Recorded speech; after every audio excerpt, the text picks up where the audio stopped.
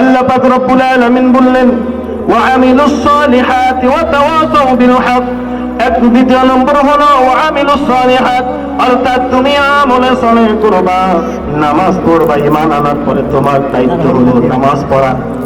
কারণ তুমি যদি নামাজ পড়ো, আল্লাহ পাক রব্বুল আলামিন তোমার সব আশাগুলো পূর্ণ করে দিবে, তোমার সমস্ত হাজত মিটায় দিবে।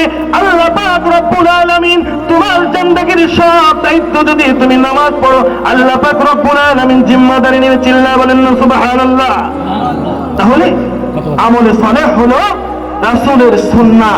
রাসূল যখন সাল্লাল্লাহু আলাইহি ওয়াসাল্লাম তার জিন্দেগীতে যত আমল করেছে, চোর চুরি করেছে, হাত কেটেছে, জেনা করেছে, তাকে মাটির ভিতরে পুঁতে পাথর মেরে নিক্ষেপ হত্যা করেছে, যদি অবিবাহিত হয় তুলা মেরেছে, এই বিধান চালু করে। এটাই হলো আমলে সালেহ। চিল্লা বলেন ঠিক কিনা?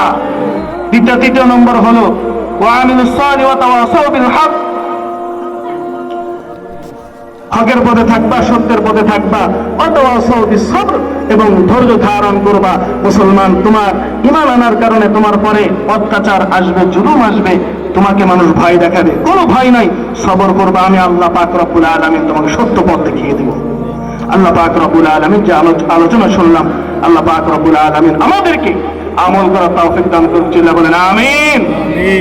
যদি আমার কথায় কেউ কষ্ট পেয়ে থাকেন, আমাকে আল্লাহ পাক রব্বুল আলামিন এই দিকে তাকিয়ে মাফ করবেন। আমার